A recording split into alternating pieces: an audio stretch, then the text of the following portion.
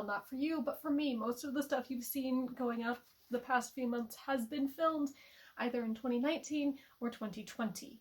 So welcome to 2021. Whether or not this goes up in 2021 is anyone's guess, but that's where I am currently. It looks like I have a mullet. I swear it's just my mop that I've put up.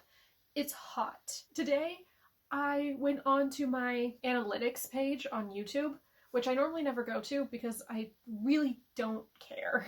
But I saw that my gender tag from 3 or 4 or maybe even 5 years ago, I was still in high school. Anyway, my gender tag has recently been getting more views. And by more, I mean 3, which is more for who I am and what I do. So I thought I would do it again because I've changed in that time. So I have it pulled up here on my non-branded laptop. I don't get paid by anybody. I have it here on my laptop, the gender tag prompts. I don't fully remember where this came from. I found it on ashleywild.wordpress.com, whether that's the person who made it or not. I'm not entirely sure. I originally saw it on Miles McKenna's YouTube channel, and that's how I got introduced to it, but I don't know who originated it. So, to begin, number 1, how do you self-identify your gender and what does that definition mean to you? I self-identify as being non-binary. So gender non-binary, and to me that means I don't fall on the binary spectrum of male and female, and I don't fall somewhere in the middle either. I consider myself off of that binary. Physically, I am female, and that comes across very clearly because I have chesticles and whatnot, and my voice is higher, and that doesn't necessarily bother me that I'm perceived that way, but I always get that happy feeling in my chest when someone goes, "Sir," I'm sorry, "Ma'am," I'm sorry, "Hey, you." That makes me feel better. I mean, it still feels a little bit rude somehow, but like, it makes me feel better than, you know, just being perceived is maybe not my favorite thing. I would rather just not be perceived at all. So 2020 was really great for me. So my non-binary definition just means that I don't feel like I fit on the binary. I feel like I am separate from the binary, that the binary doesn't apply to me, and it also doesn't bother me because I get that a lot of people are raised on the binary and they don't fully understand what it means to just not. And I'd rather just not. Number 2, what are your pronouns? My pronouns are they, them, although I will respond to she, her, he, him, it, and you. Personally, I prefer the pronouns they, them. 3, describe the type of clothing that you most often wear. Most often, I will wear a button-up shirt of some kind tucked into pants of some kind. So I'm currently wearing shorts because it's something like, well, to be fair, it's 80 degrees today because there's a massive forest fire and the smoke is blocking out the sun. But yesterday, before the fire, it was 100 degrees and I was too hot.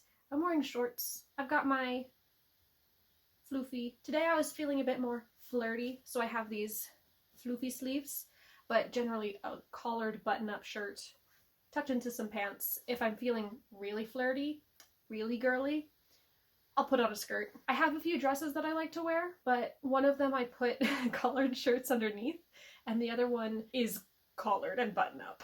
So I think I would mostly describe it as being a business casual time traveler. Sometimes I'll wear t-shirts and I'll also tuck them in. I really like just tucking my shirts in. I feel like it just makes an outfit look more put together. I also will almost always be wearing either tennis shoes, like orthopedic tennis shoes, or heels. There's really no in between. I love heels with any outfit. Number 4, describe your choices with body hair. I don't like shaving. Shaving is my worst, or I guess my least favorite self-maintenance chore. I say self-maintenance because it's not unhygienic to not shave. It's just another thing to maintain. So I'm calling it self-maintenance. I used to not shave at all, except for my underarms, specifically for ballet. Then I stopped dancing, and so I didn't shave anything. Now though, I would rather just not shave, but I really do like the aesthetics of when I'm wearing shorts or a skirt to have shaved legs. If you can't see my underarms. I'm not going to shave them. I don't like the look of the underarm with the underarm hair with like clumps of deodorant in it, because it does, when you sweat and you just move around, it does clump up, you get that residue. I'm not the biggest fan of that look, and sometimes I get self-conscious about my underarms for whatever reason. Aesthetically, on me, I prefer to have shaved legs when you can see them. Now if you can't see them, if I'm wearing pants and all you can see is like the little furry patch between my ankle, like the end of my pants and the beginning of my socks, then I won't shave. I will not be bothered to shave. I do pluck and shave or whatever my mustache, beard, and unibrow. I will do that, mostly for aesthetics again. It just makes me feel more comfortable, and it feels like I am perceived less in the outside world. I do not shave the crotch because I can't be bothered, for one. It's a massive task because there's a lot of bits to get around, and you miss one and it just irritates the other bits. When it grows back, it is extremely painful. So if anything, let's say I have to wear a leotard, or I feel like I want to for a swimsuit or whatever, I will trim. I've been considering waxing just to try, but I'm also not confident enough to go into some place and be like, wax me. So I would need some kind of emotional support. Number 5, talk about cosmetics. I currently don't wear any. I like the way my eyes look with some eye makeup. Because I wear a mask, I don't bother with any foundation. Actually, I've never really bothered with any foundation. I don't do anything foundation-wise. I won't put anything except chapstick on my lips, but sometimes a little mascara, a little eyeliner, maybe a single color of eyeshadow. Excellent. I don't touch my eyebrows either. I don't mess with blush or bronzer. Anything, if I do anything, it is my eyes, and only to the bare minimum, and only if I feel like it, which I think I maybe put makeup on once in all of 2020 and so far into 2021. And that was for my graduation dinner, where I wanted to be in like a full formal dress, and then I put some makeup on. I don't paint my nails. I do occasionally paint my nails.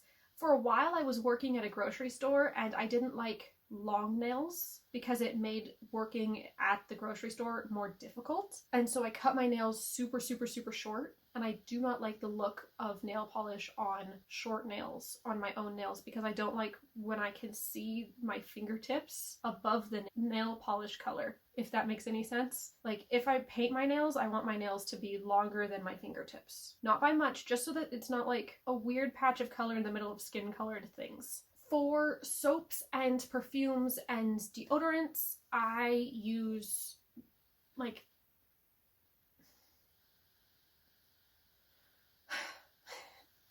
for my deodorant, I use the Old Spice deodorant that comes in the Costco pack, the red one, because I feel like it lasts longer and I like the way that it smells. Although I recently switched it up, or the scent switched up, and now when I like get into bed, I smell the smell and I'm like, it feels like someone else was in this bed, but no one's been in this bed. It's just my deodorant has changed. For hair products like shampoos and conditioners, because I will use a conditioner, I feel like everybody should use a conditioner, including those people who use 2-in-1. That doesn't count as a conditioner. Use a separate conditioner. I like the eucalyptus, tea tree, mint sort of smells. I feel like it wakes me up, but also I love the way it feels on my scalp. It's such a fun, refreshing feeling. So I really love those smells for my hair. For like lotions and stuff, I will use either the eucalyptus scent ones or just aloe, which smell like something. They smell like aloe and whatever is in a lotion, but without any strong scent. Soaps, generally the eucalyptus, mint, or almond, like an almond scent, or just unscented. I recently at Bath & Body Works found it's cucumber melon, and that one's really good. I don't use perfume. Have you experienced being misgendered? If so, how often? I experience being misgendered quite frequently. I live in an area currently in Auburn, which is in Northern California, that is fairly conservative. I don't know if it is safe for me to tell somebody that I use the pronouns they, them, and that I identify as being non-binary. So when they misgender me as being female, I just let it slide because it doesn't bother me to the point where I need to make that clear. And I understand for some people it really does. And for them, I wish you all of the safety in the world. All of the safety, all of the happiness. I don't care.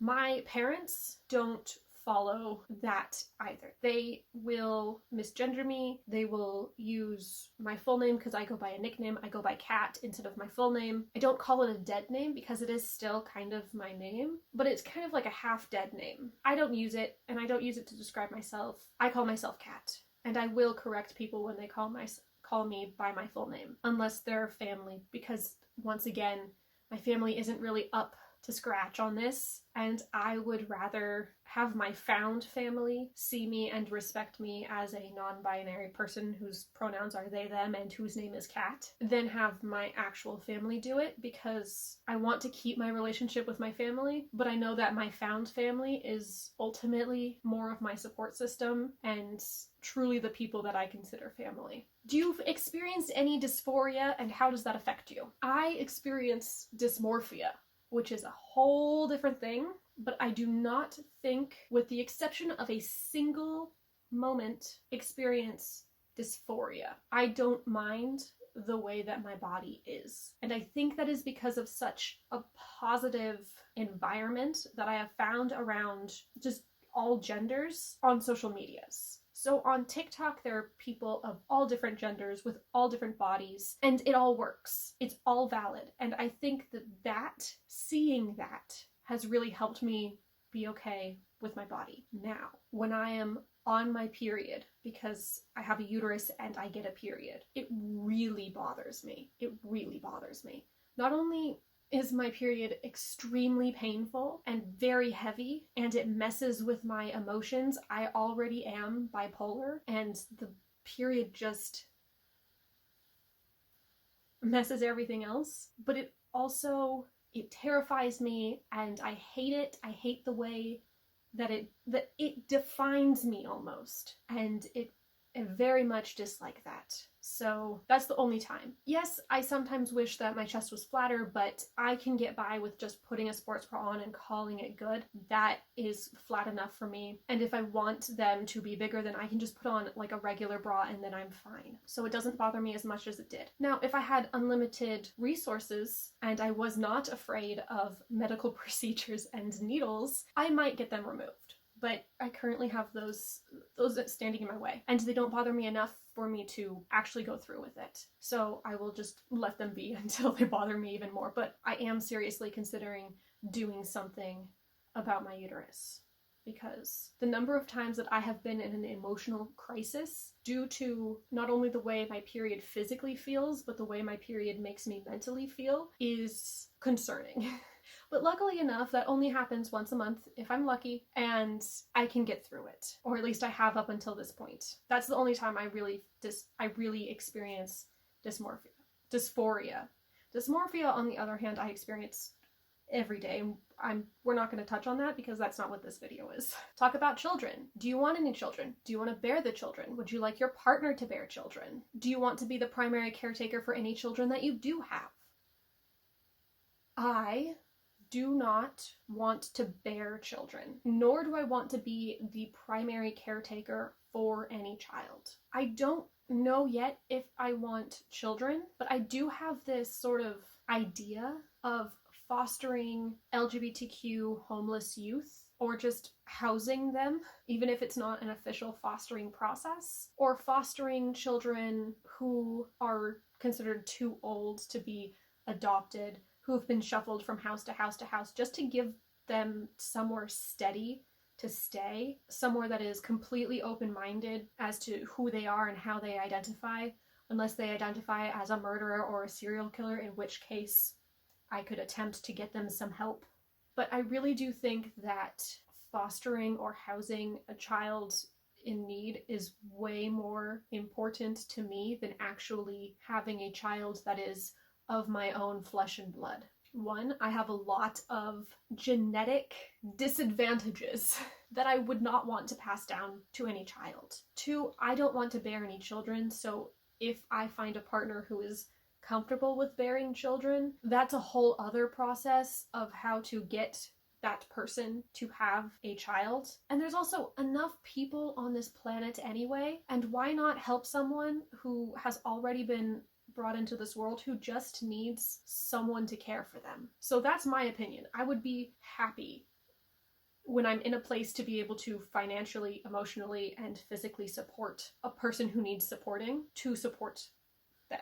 But I will not be bringing somebody into the world by myself. I also don't want to be the primary caretaker for said person, because I like to have me time and I like to be focused on me as well as on other people, but like I need to be focused also on me. And so if I have to be focused on me and another person as their primary caregiver or primary support system, I cannot do that.